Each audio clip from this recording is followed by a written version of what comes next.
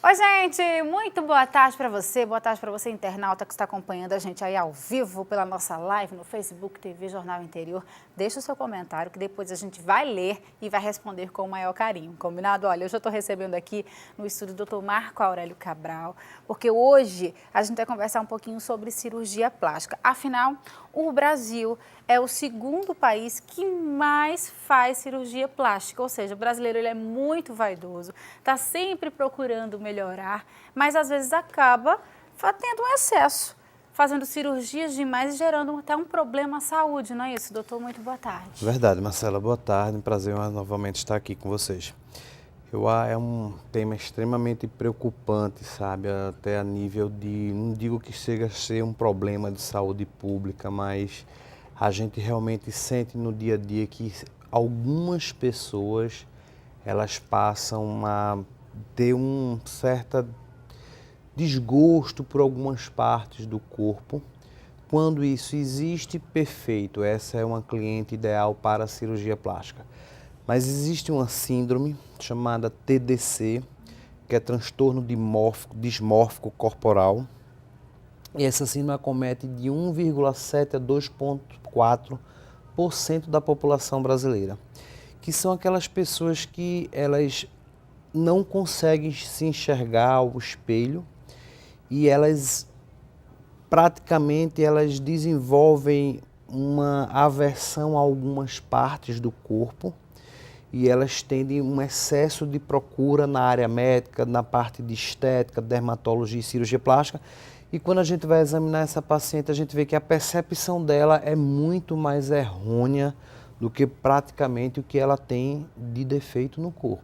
Sempre está procurando uma coisinha para corrigir, não é isso, doutor? Nunca está satisfeito. Quando essas coisinhas existem, a gente entra num feedback com o paciente, acredita, examina, concorda, não concorda, mas chegam pacientes que desenvolvem aquela insatisfação por alguma área do corpo e que quando o profissional experiente não consegue perceber, ele começa a se alertar que essa síndrome dismórfica, ela pode ser necessário fazer um tratamento para isso.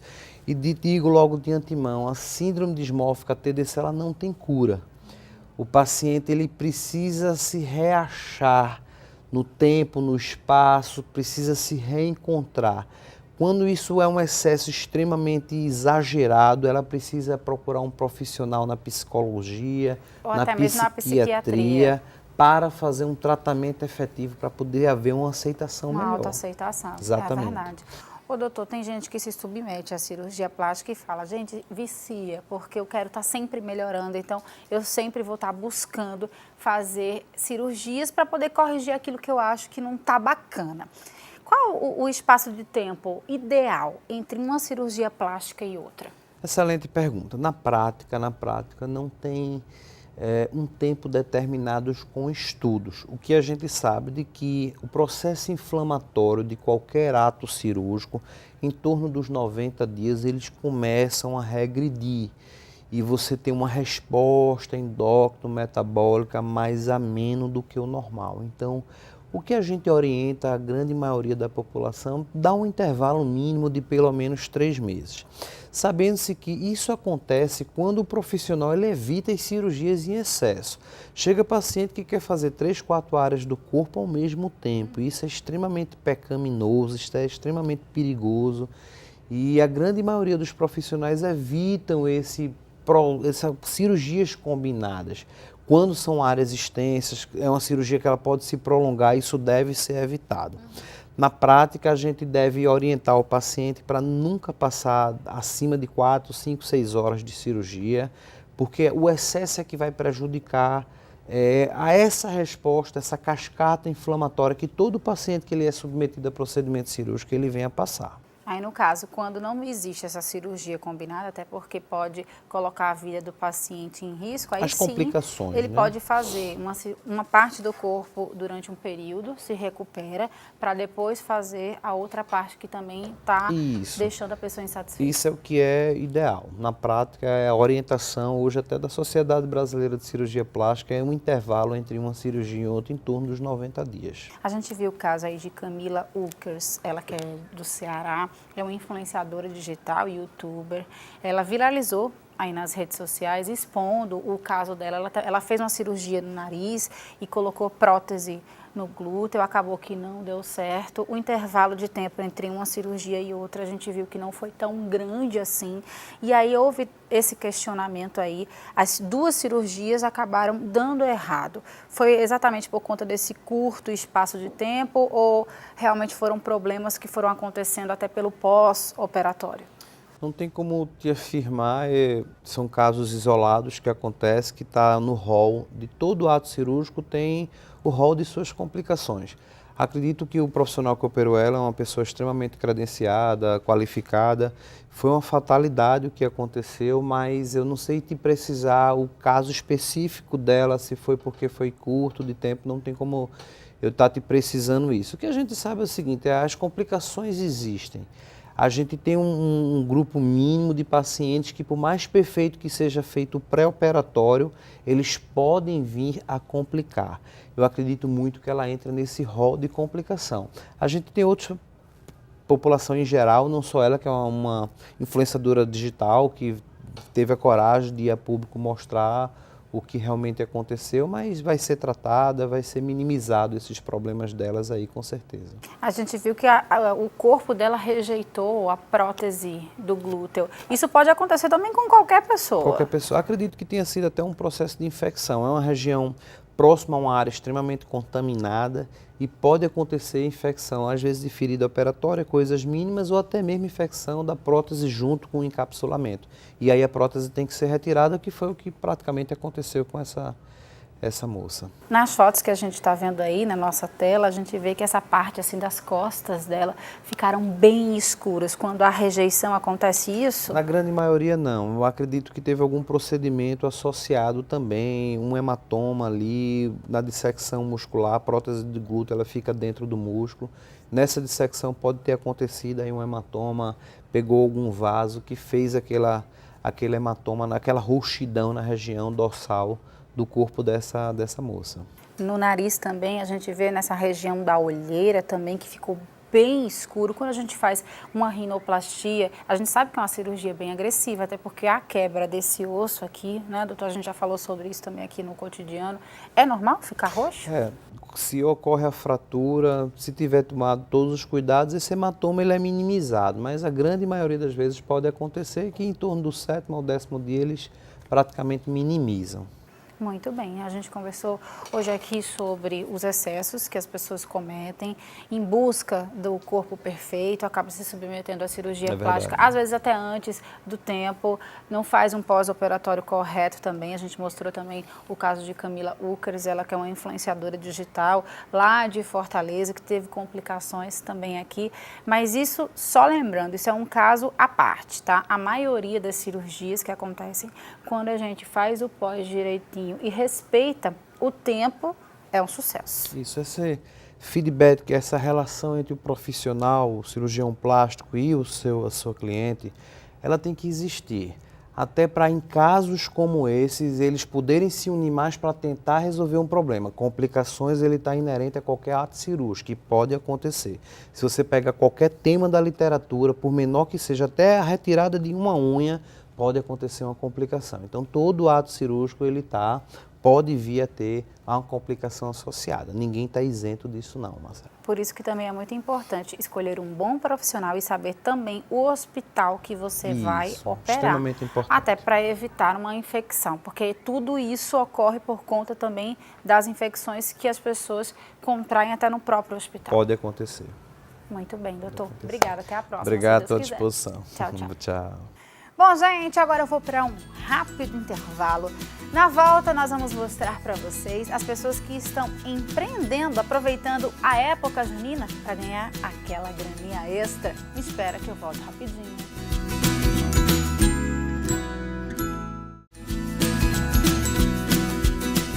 De volta com o Cotidiano e agora falando sobre empreendedorismo. Sabe por quê, gente? Porque agora, nesse período junino, Caruaru recebe milhares de turistas e tem muita gente que aproveita esse período para ganhar aquela graninha extra. Confere aí. São João de Caruaru, mais de 2 milhões de forrozeiros irão participar dos festejos juninos até o dia 30 deste mês. O resultado, mais de 200 milhões de reais serão injetados na economia local. Hoje, nós vamos conhecer histórias de pessoas que veem no São João a oportunidade de ganhar dinheiro. E uma dessas pessoas é Monique Alves, que teve a brilhante ideia de, ao invés de vender comida, vender bijuterias em um caminhão. Exatamente. A gente teve essa ideia, né, de fazer um novo empreendimento, né, e a partir disso pensar no universo feminino. Então, ver truques em comidas, vendendo comidas, isso é muito comum. Mas aí a nossa ideia realmente foi fazer uma loja itinerante, num truque, vendendo bijuterias e acessórios. Pois é, e uma das características do empreendedorismo é isso, você ver em algo antigo a possibilidade de fazer algo novo e ganhar dinheiro. Tá de parabéns. Obrigada. Esta turista veio de Teresina e adorou a ideia. O que é que você achou dessa ideia? No lugar de ser um food truck, de vender comida, tá vendendo bijuterias. Eu acho maravilhoso, porque você tem opções, né? Várias escolhas. Então, é de certa forma uma ideia de empreendedorismo, de você ver o novo em uma coisa que já é antiga, né? Exatamente. Eu gostei dos brincos de pérola, inclusive eu comprei. O São João está repleto de pessoas empreendedoras, seja na venda de artigos decorativos, bijuterias, acessórios em geral e até de comidas. Minha gente, é impossível passar pela estação ferroviária e não perceber a delicadeza dessas peças. Estou aqui com Brisa, design de acessórios. E Brisa, por que vender no São João? Porque o São João é uma das épocas que mais é efervescente, né? Então a gente aproveita para conquistar clientes até pós-São João. Sempre estou fazendo coleções novas, que nesse São João, além dos acessórios que eu já faço, eu fiz uma coleção especial para mãe e filha, de tiaras. E também tem preços para todo tipo de bolso, né? Com certeza, temos peças de vários preços, a partir de R$10 até 100, vamos dizer. E aí vai, depende do bolso da cliente. Obrigado, Brisa. Boas vendas, viu? Olha, minha gente, o interessante desse espaço é que é um espaço colaborativo usado por 12 marcas. E quem vai explicar mais pra gente sobre esse assunto é a Mariana. Mariana, que ideia maravilhosa de juntar 12 pessoas, 12 marcas diferentes em um único espaço. É um conceito novo que a Loja Plural Colaborativa trouxe para Caruaru e a gente está aqui expondo algumas das marcas que lá tem. Lá tem muito mais marcas. Então, assim, vale a pena porque cada um tem um segmento e dá visibilidade diferente e traz também clientes diferenciados para cada marca. Qual é a ideia principal desse lugar colaborativo? É dividir espaço, é ceder um espaço que todos podem usar de maneira colaborativa e assim o custo é menor do que você alugar um espaço só e ter que pagar aluguel, ter vários outros custos maiores. Então é isso, é tentar um espaço grande e com um coração aí bem imenso, colaborar um com o outro, trocar experiência, trocar ideia, feedback, o bom é isso. Então a ideia é a economia compartilhada, fica aí a dica para vocês. Eita, que o ano só começa no mês de junho, porque nordestino, que é nordestino, só sossega quando brinca o São João, não é mesmo? E tem coisa melhor do que brincar o São João com a família reunida e, rodeado de comidas gostosas? Ah, não tem não. Por isso, no seu São João tem que ter Vitamassa. A Vitamassa tem biscoitos, salgadinhos, café, macarrão e aquele bolinho de milho cremoso com gostinho de feito em casa. E tem muito chachado e baião também. Vamos aproveitar, minha gente. Isso tudo é muito Vitamassa nesse nosso São João. Bom, gente, agora eu vou para um rápido intervalo. Na volta, eu vou conversar com uma psicóloga e com um membro do Conselho Nacional LGBT sobre o Dia do Orgulho Gay. Me espera que eu volto rapidinho.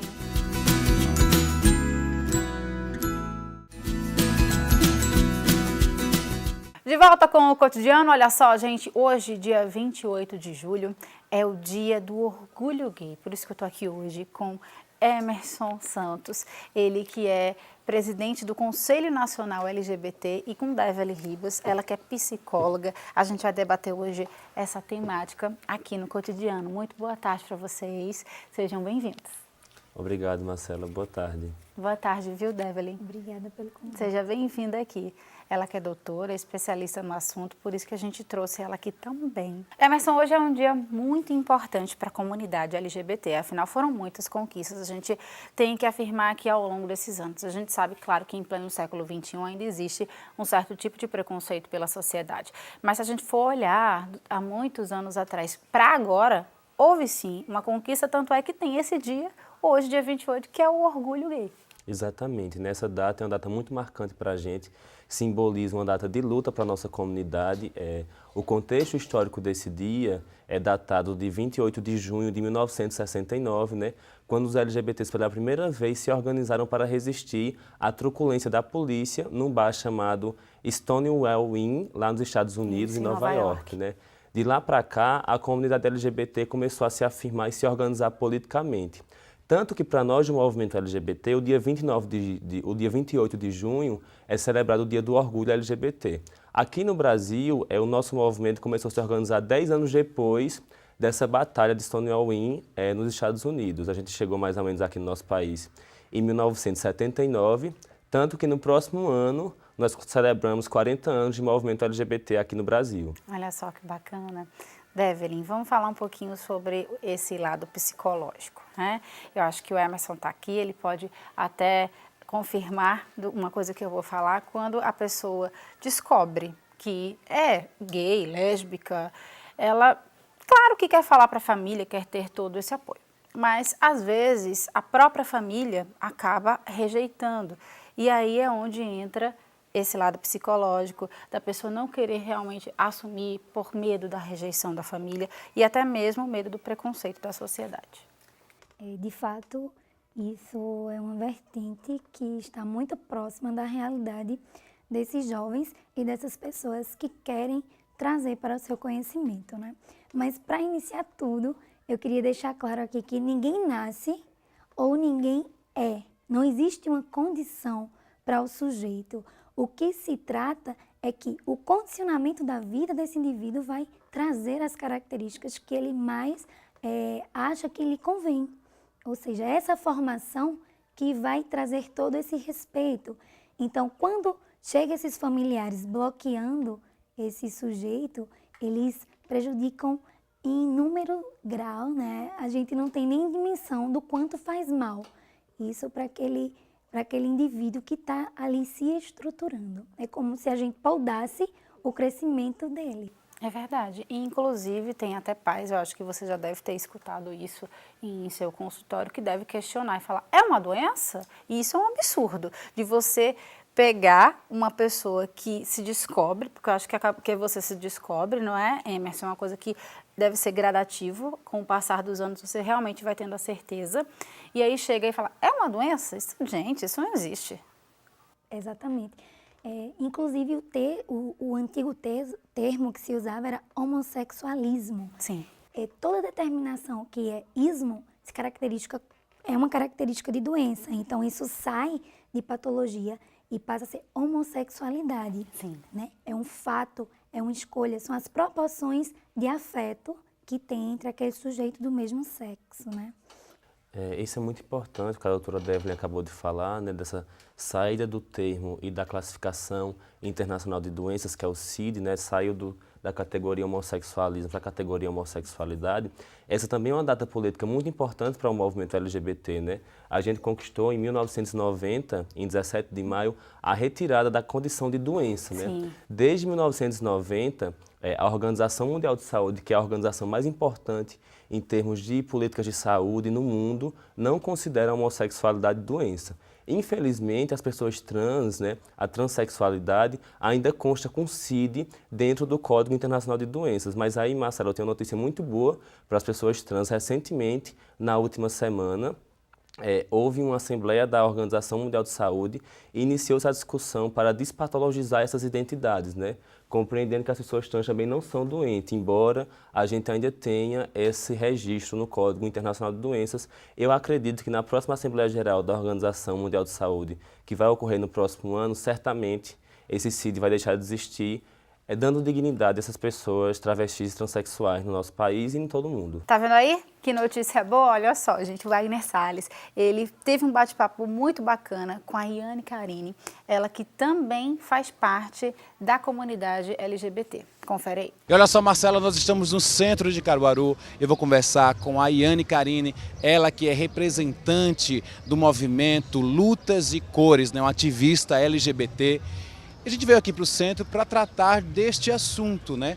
Ainda existe muito preconceito, Anne, com os LGBTs aqui na cidade?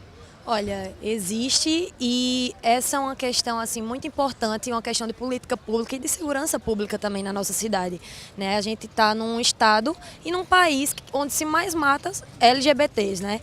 Então, do mundo, o Brasil ele se encaixa aí onde o país que mais mata, e as cidades do interior e Pernambuco, por si só, o quarto estado mais inseguro do Brasil, né? Caruaru não seria diferente quanto à questão do preconceito, né? A população LGBT. E isso se estende principalmente a LGBTs negros e negras, né? Que é onde há o maior índice de genocídio dessa população.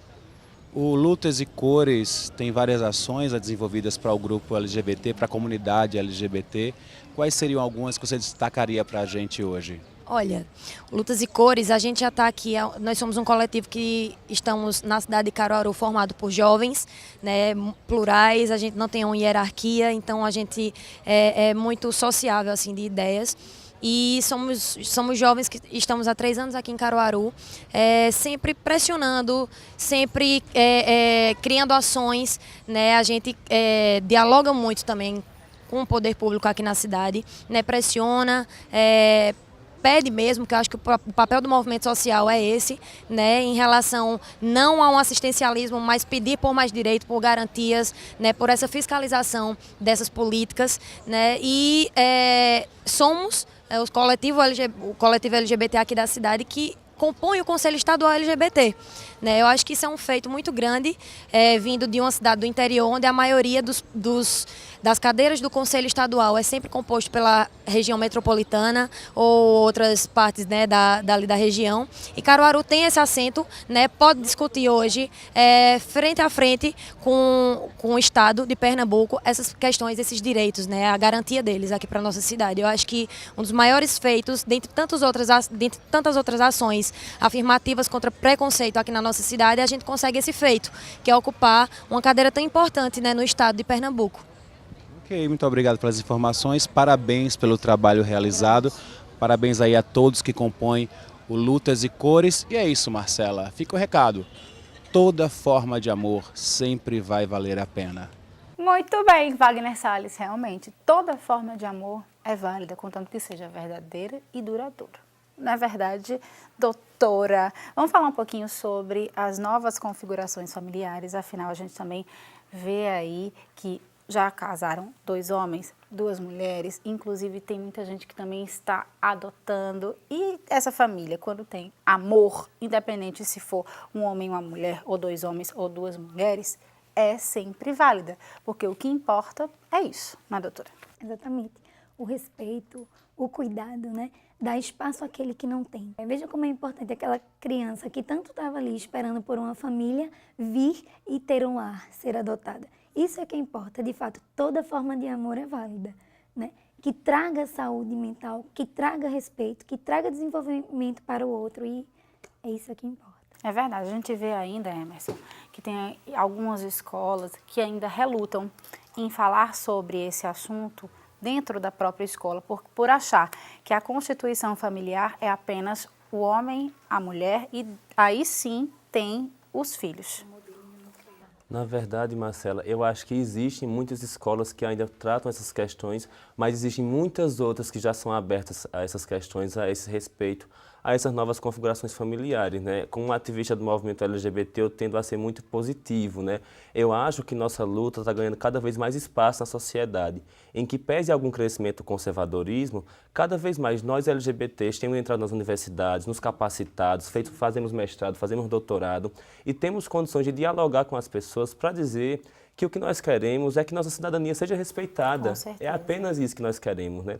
Então, eu concordo com a doutora, né, que as famílias elas são diversas, né, elas podem ter múltiplas configurações e, inclusive, a gente tem uma fila de espera de adoção muito grande no nosso país, né? Verdade. Legalmente, nós não temos impedimento para a adoção de casais por crianças do mesmo sexo, inclusive porque já há jurisprudência para que essa a adoção ocorra, tanto seja um indivíduo homossexual, gay, lésbica ou bissexual, que possa adotar individualmente, isso é permitido, não há nenhum tipo de restrição, como também do ponto de vista dos casais homoafetivos, né? Sejam eles constituídos por 2 homens ou por 2 mulheres, a gente já tem a possibilidade dessa adoção. Lembrando que a gente já tem também, desde o início dessa década, o casamento entre pessoas do mesmo sexo reconhecido através de uma decisão do Supremo Tribunal Federal, que depois foi regulamentada pelo Conselho Nacional de Justiça e hoje a gente tem a possibilidade de casamento.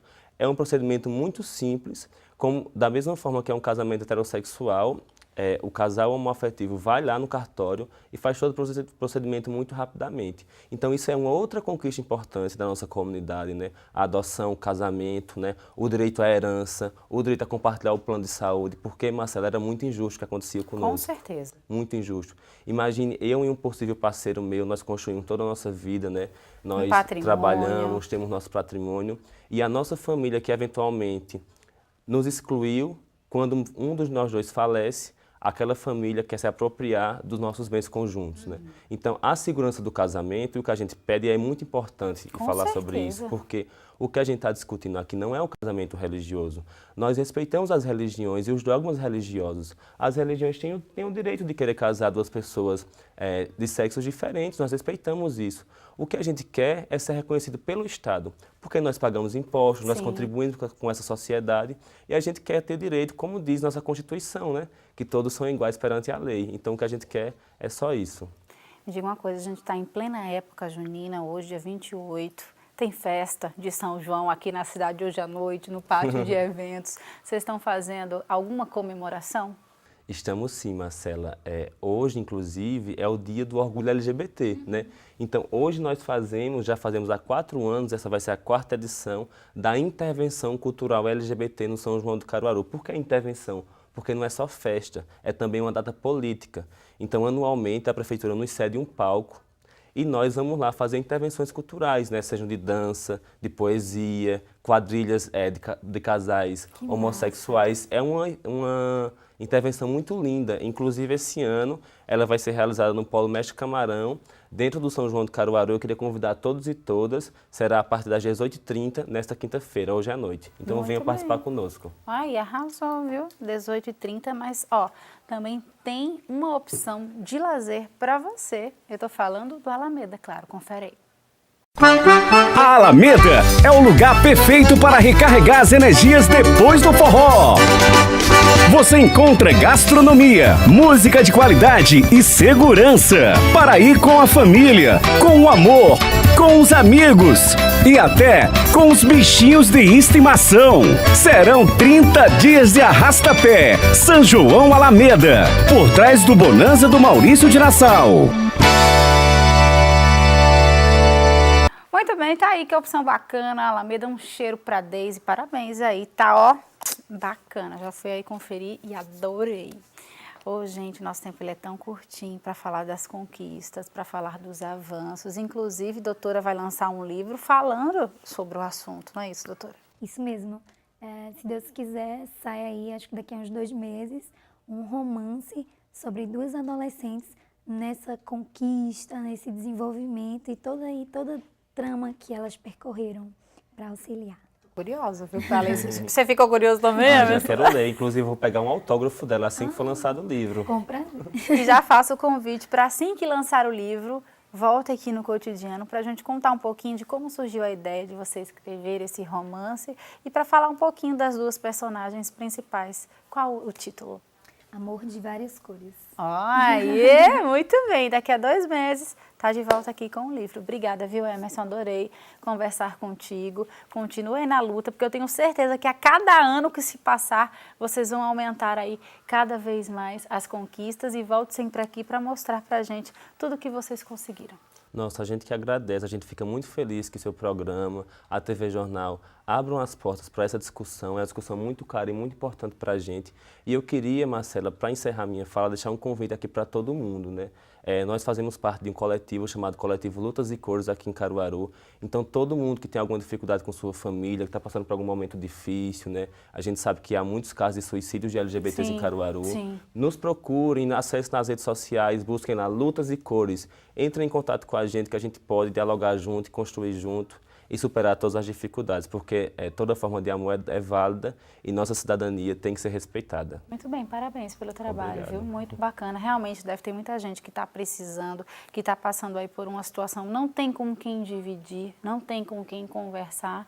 Tá aí, tem o Instagram e tem algum telefone para o pessoal entrar em contato? Instagram e Facebook. Mas a gente responde muito rapidamente, basta procurar lá Lutas e Cores no Instagram ou no Facebook. Nós respondemos rapidamente e estamos à disposição para auxiliar no que for necessário. Muito bem, parabéns. Obrigada, viu? Obrigada, doutora. Volte sempre. Até a próxima, se Deus quiser. Tchau, tchau. E o Cotidiano vai ficando por aqui. Muito obrigada pelo carinho, muito obrigada pela audiência. Não esquecem, amanhã, 1h45, eu tô aqui de volta com um programa super especial com o nosso querido poeta Maciel Melo. E também tem Dilson Oliveira aqui também, viu? Me espera, eu chego amanhã, 1h45. Um beijo, fiquem com Deus. Tchau, tchau.